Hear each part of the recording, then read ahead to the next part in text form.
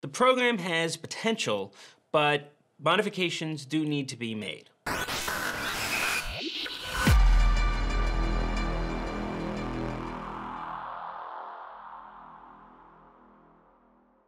Welcome back to the channel, everybody. My name is Joe. First time here, hit the subscribe button down below. Really appreciate it. Hope your workouts are going really well too. And back with a new review. It is Buff Dude's Superhero program, and I had this recommended to me by one of the viewers. I thought it was kind of an interesting one. Buff Dudes, they're a very popular YouTube channel. This one in particular, it's a 15-week long program. It's broken up into 5 phases. Each are just 3 weeks long. There's a little bit of an issue there with that. I'll talk about that in just a little bit.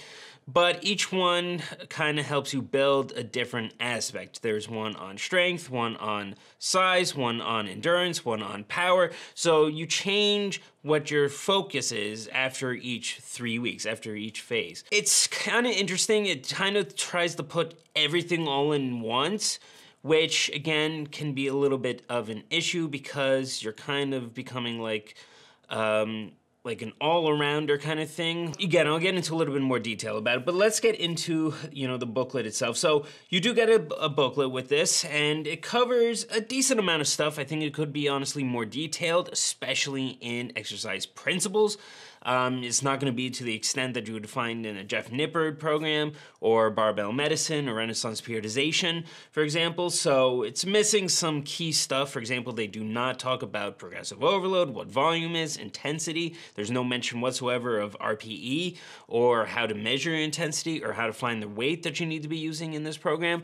So that's another issue I'll go into detail. So there's a bit missing with it, but what they do include, there's some good stuff with it, but there's also some issues that I have. So let's get right into it. All right, so looking at the table of contents here, I can show you right now, okay?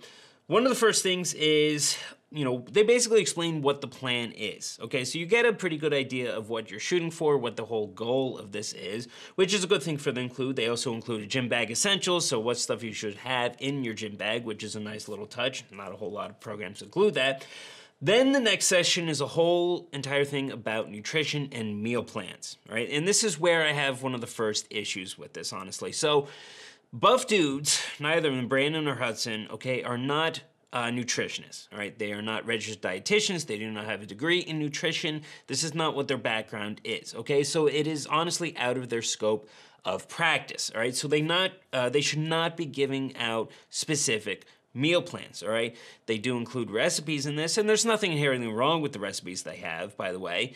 There's nothing necessarily even wrong with the meal plan examples they show, but it's still out of their scope of practice. There's honestly some things that is not the best advice in this section that they give out. So for example here, they talk about your macronutrients, how you should split your macros.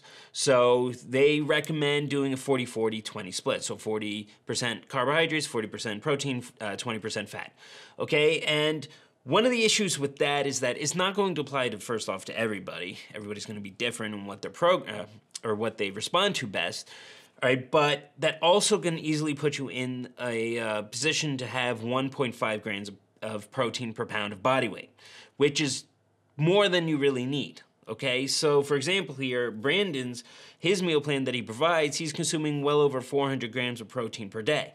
Do you need to be consuming that much? No, you don't, all right? 1 gram per pound of body weight is what's more than necessary, all right, more than needed for just about anybody. You can even go a little bit lower, depending on your goals, or a little bit higher if you really need to, but you don't need to get up to 1.5. That's just not necessary, all right? And they don't really talk about this, okay? They don't give necessarily the impression that you have to go that high, because Hudson, he provides his meal plan and it's much cut back. So Brandon's is like 6 meals a day. Hudson's is more 3 meals a day because he explains he's much busier in his schedule. So in that case, his protein intake is around over 200, something much more reasonable, and that would be much more in line with what is fine with most people, around 1 gram per pound of body weight. So again, this is the problem here, the main issue I have. This is out of their scope of practice. They shouldn't really be including this section. They can give some basic advice, like mentioning that you just need 1 gram per pound of body weight, how many carbs to shoot for. They also mentioned that if you're trying to gain weight, you should shoot for an increase of around 500 calories from what your maintenance calories are right now, which is perfectly fine. I would give it more of a range of 300 to 500 because, again, everybody's different. If you're trying to lose weight, it's the opposite, decreasing by 300 to 500. They mentioned decreasing by 500. So, again, some of the information isn't inherently wrong. It's just something they need to be very, very careful with, and you need to be careful reading this because you might be under the impression that this is the meal plan you should be following yourself, when that is not necessarily the case at all, okay? So just be careful with that. Now, after that, all right, they have a brief section on motivation, all right, which we all need from time to time. Nothing wrong with that. They also have a mobility / warm-up routine. I like it. It's a perfectly good mobility / warm-up routine. Two things, though. The first two exercises they have, you holding into a squat position and then a frog position, okay? Nothing inherently wrong with those movements. It's just that doing static stretching right before your workout isn't necessarily the best idea, okay? There's some research suggesting that's not a great idea. It doesn't really help you, actually, all that much as some people think it does. It's not necessarily going to get you injured or anything like that, or increase it, but an interesting analogy I heard from Sean Arndt, he's the director of the exercise science department at the University of South Carolina.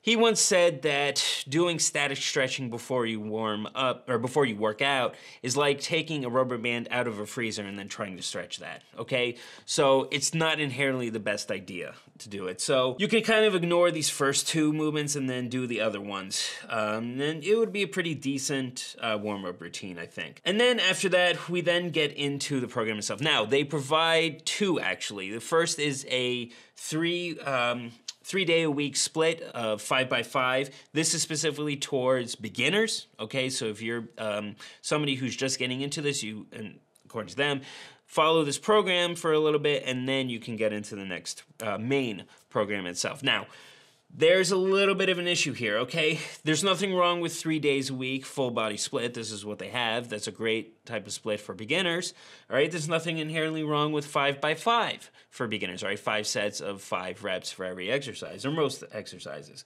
okay? It's heavily concentrated on compound movements. So this first day here, you have squats, bent over rows, bench press, push press, skull crushers, lateral raises, seated calf raises. So it starts with 4 compound movements, then goes into some isolation movements. Nothing wrong with that, again, for beginners.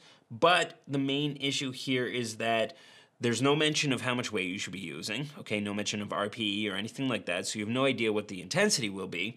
And then you could also have no idea what your 1RM should be, or what a percentage of 1RM for this should be. For example, most programs include, if you're doing a squat, a barbell squat, you need to know how much percentage of your 1RM you're doing.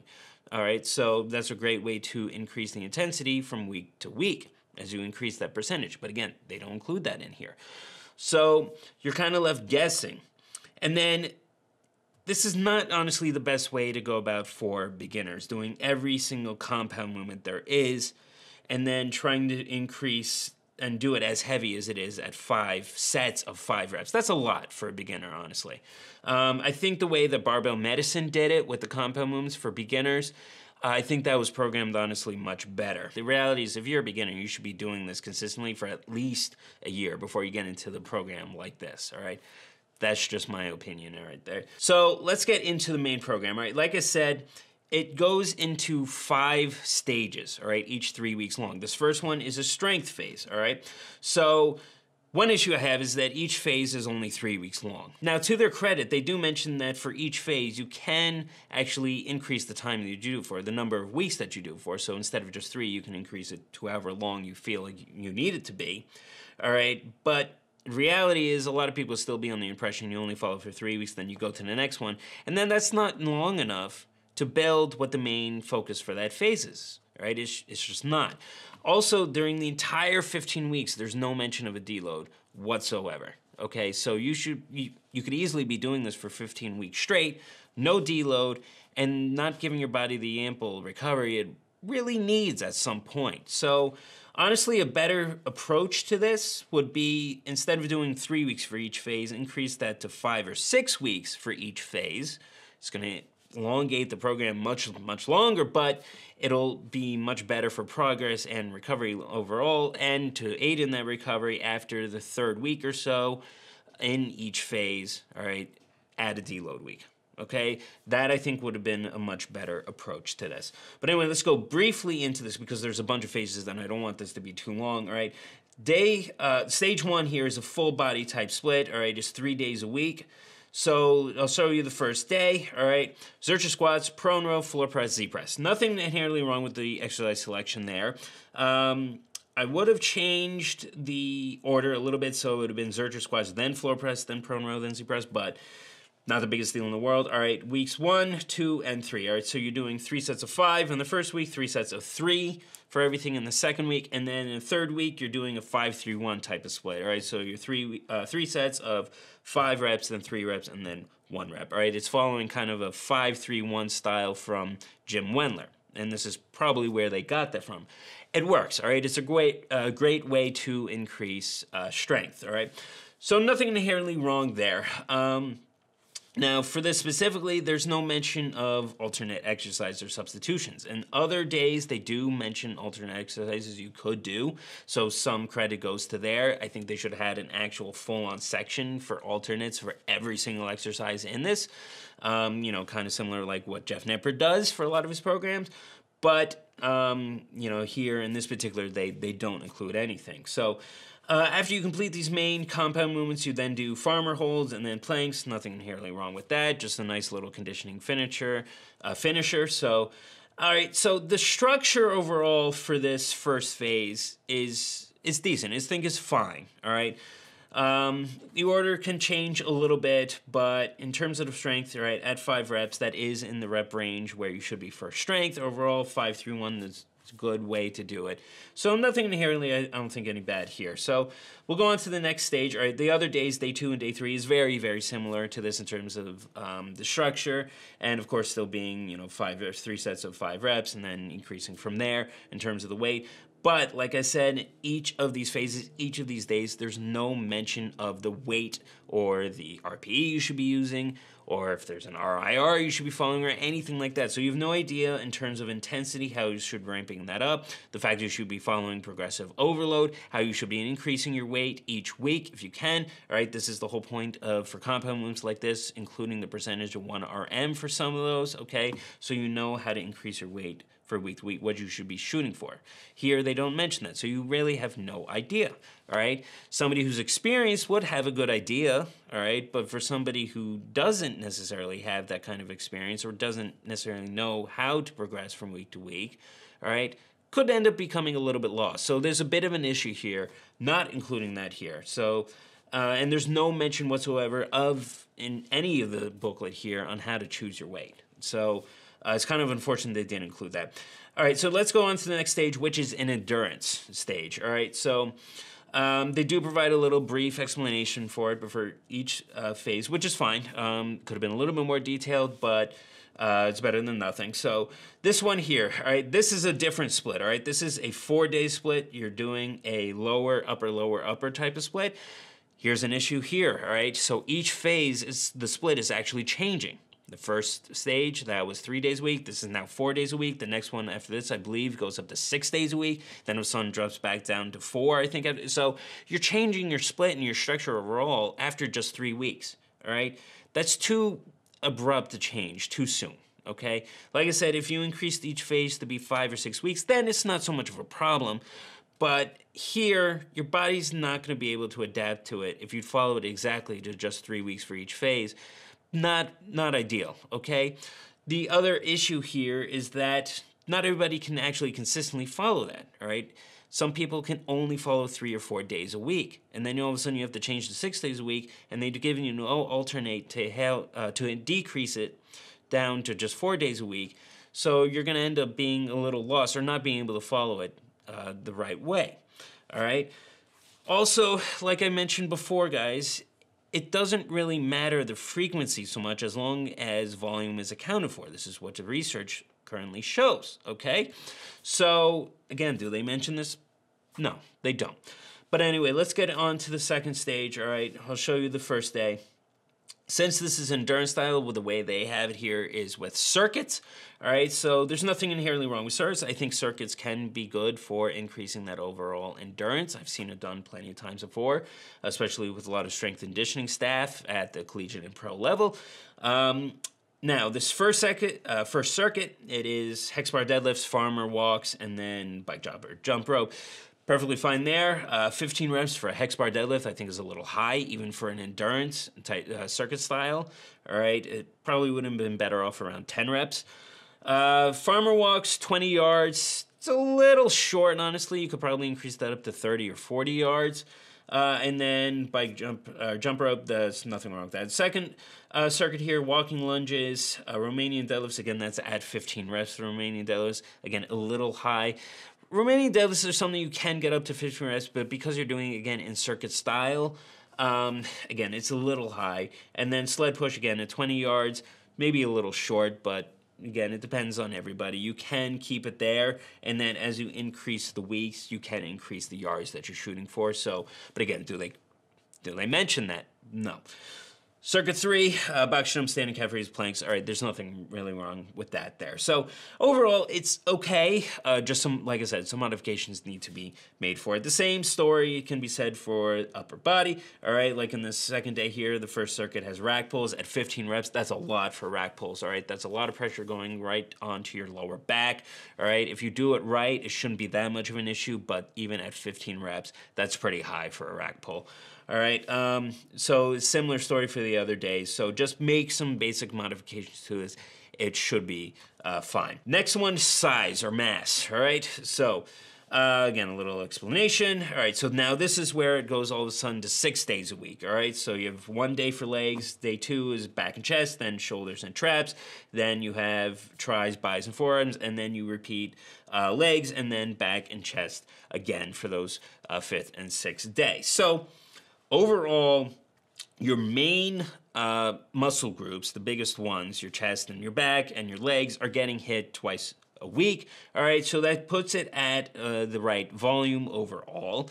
Okay, you're also hitting your tris and bis just fine because of all the pushing and pulling movements that you are doing twice a week. So nothing inherently wrong with the structure and split here, all right? But like I said, changing all of a sudden to a split like this can be a bit difficult for some people and not necessarily giving your body the ability to adapt to it well. Now, let's go over the first day, legs. Okay, so starting off with squats, all right, it's 4 sets of 12, 10, 8, and 8, all right?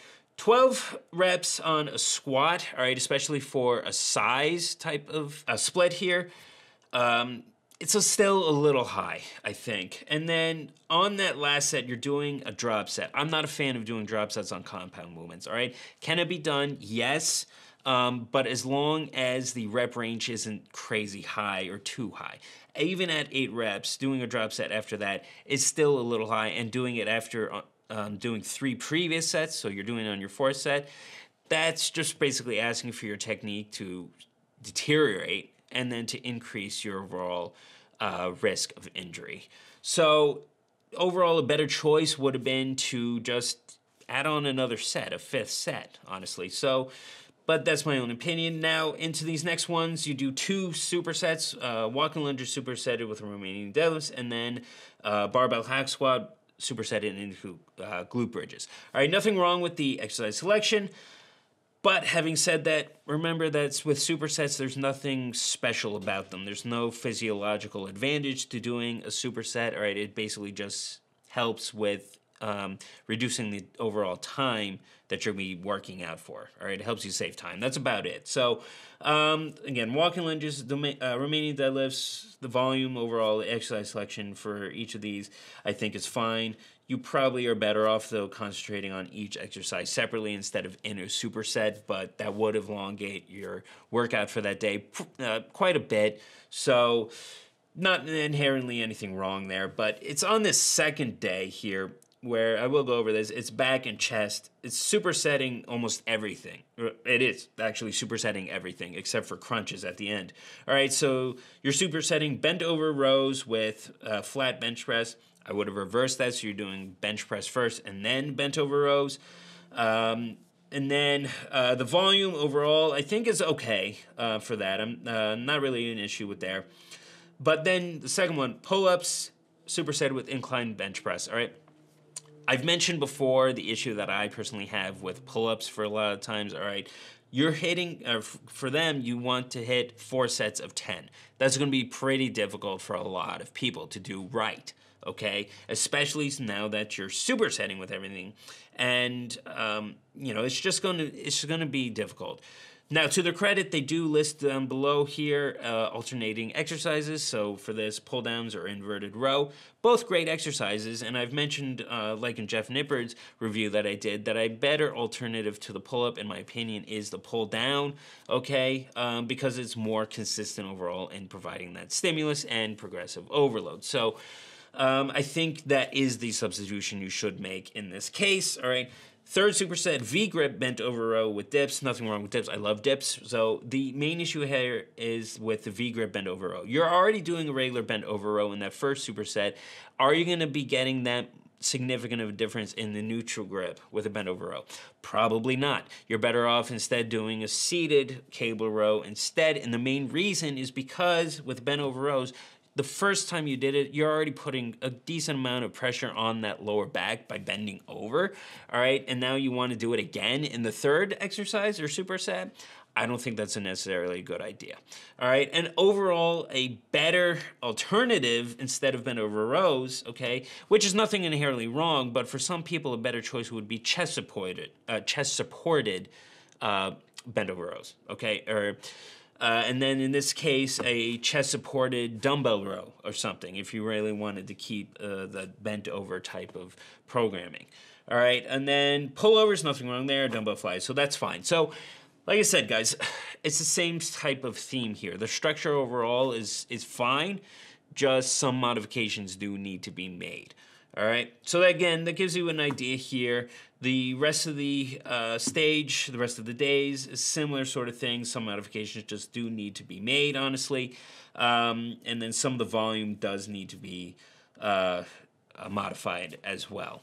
So now, this next phase, all right, power. This is where I have the biggest issue with this program, all right? So again, a little explanation now. It's a full body, all right, 4 days a week. So again, you're all of a sudden changing and splitting again. But here is where the main issue is. First off, in each of these days, they include power movements. So they include a lot of Olympic lifts or the variants, okay? So like on this first day, you're doing high pulls. On other days, you're doing a power clean or a hang clean, or you're doing push press or a push jerk, all right?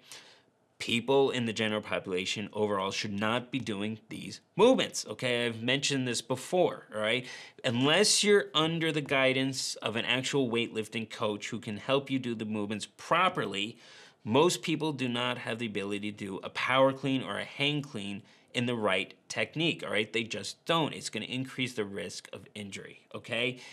That's one of the main issues you have with CrossFit and why there's so many injuries with it, all right? So adding it here, there's much better choices, all right? The high pull is, I think, okay. I don't have an issue with that. I've done high pulls before.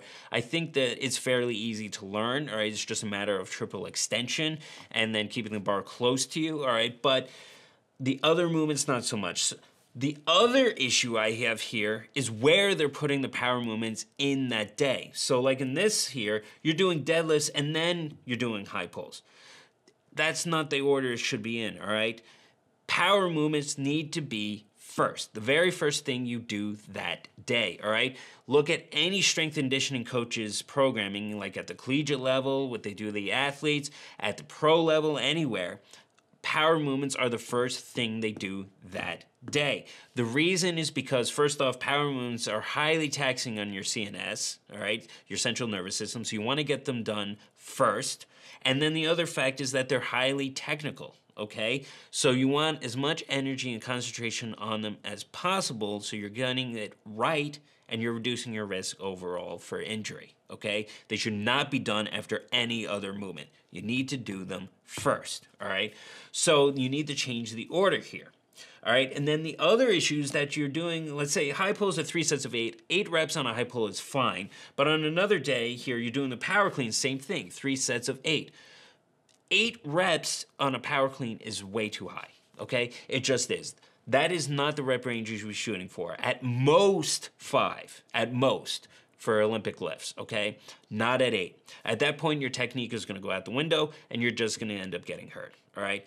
So you need to dial it back here quite a bit, and overall, better choice would be to take the Olympic lifts out of this altogether. You can keep some variations like the high pull and just sub in additional medicine ball throw variations with this, and then plyometrics and stuff like that, okay? Broad jumps, stuff like that, all right? You can build plenty of power doing that, all right?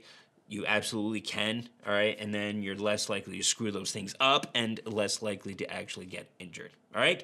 So that's a much better choice here. And to their credit, they do include medicine ball throws, and there's some variations, but there's plenty of other ones that you can do and sub in here instead of the power clean or a hand clean, all right? So this is the phase that I mainly have the biggest issue with.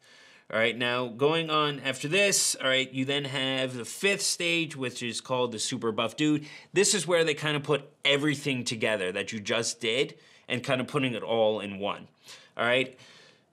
At this point, in theory, you should have built up enough that you can put it together, and then kind of you built this base and now you can do it all together, but I'm not so sure with the way it is that that's how it would really work. But let's look at it anyway. All right, so like the split all of a sudden changes here. Okay, so this in particular one is all of a sudden a 6-day-a-week one now. You're going back up to 6 days. All right, so, and it's a push-pull type of split, although it's done a little strange. So like day 1 is push, day 2 is pull, and then push-pull on day 3, and then push on day 4, and then pull on day 5, and then push-pull again on day 6. Let's go over day 1 here, a push day, all right?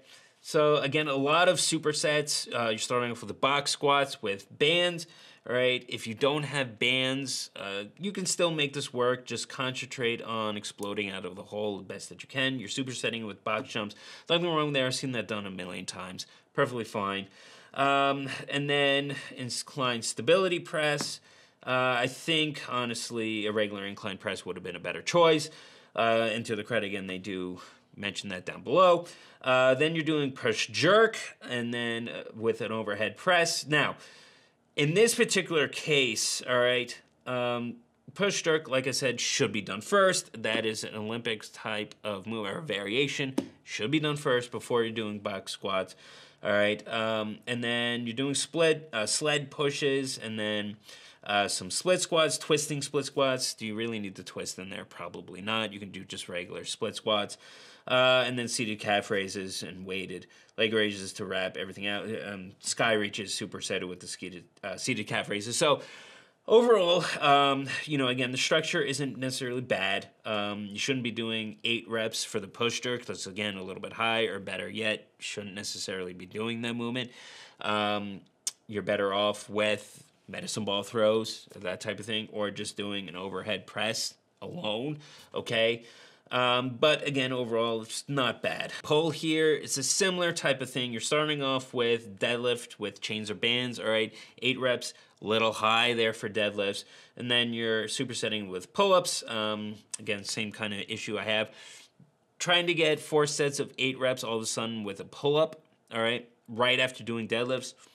So it'll be a little hard for a lot of people, I think, honestly. But, you can substitute it with pull downs instead. That probably would have been a better choice. Remaining deadlifts are done alone, 4 sets of 10, that's fine.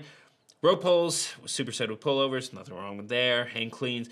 Here's a real issue, okay? Hang clean is the 4th superset you've done in this structure, in this workout today. That's a big, big issue. Like I said, it should be done first. Here you're doing it 4th, all right? At this point, especially already doing deadlifts and Romanian deadlifts, all right? And then try to hit 8 reps of that, 4 sets of it, forget it, okay? Just forget it. It's just not going to happen. Your technique is going to go out the window right there. That is going to increase people's risk for getting hurt. Bit of an issue there, all right, but the other days, all right, it's a similar sort of thing. Some structure things, exercise selection, mostly fine, except for when you have like the power clean on day 4 here on that 3rd exercise issue, all right, but other than that, modifications need to be made. All right, so that gives you guys an overall idea of the program, all right?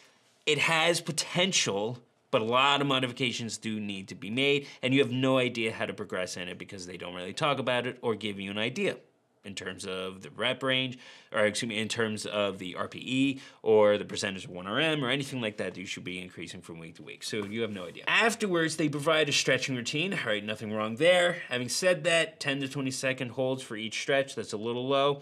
I remember learning in grad school that you should be holding your stretches for at least 30 seconds, all right? That's what a lot of research does show for it to actually be effective.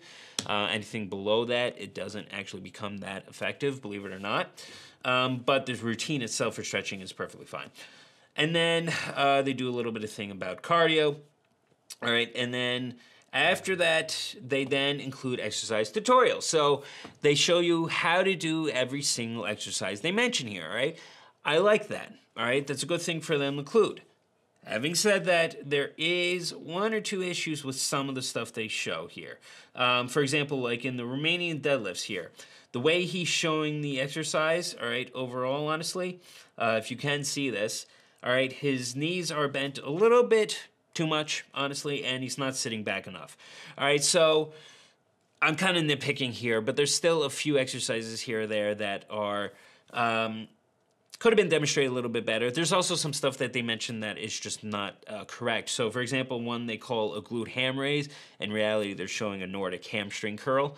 All right, so nothing wrong with that movement, by the way. It's a great movement. They just named it wrong. But inherently, you know, overall, it's good that they included these exercise tutorials, and they do include a link for you if you want a video version for a lot of these exercises, all right?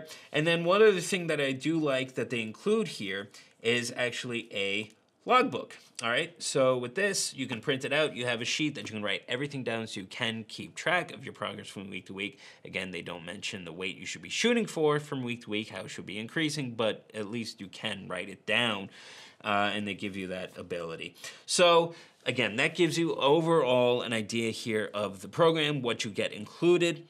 I'm giving this, guys, a score of 7.5 out of 10, all right? Could it be done better? Yes, okay? There's a lot of modifications that do need to be made in terms of exercise selection, in terms of the volume or the rep range for some things, all right? Some things need to be eliminated altogether, like the power clean or hang clean they included here. And then, again, you have no idea in terms of progressive overload, what you should be aiming for from week to week. That is what you should be doing, but again, they don't talk about it or how you should be following it in terms of what increase in RPE from week to week or RIR or your percentage of 1RM. None of that is included here. So you're kind of left guessing. All right. So like I said, potential, but some issues mixed in. All right, so I hope you found, you guys, that review helpful today. If you wanted to give this one a try, you know, go for it. Just make the modifications that I mentioned, and you should be better off with it. All right, guys, so I hope you enjoyed that review for today. Another one coming very, very soon, and I will see you guys next week.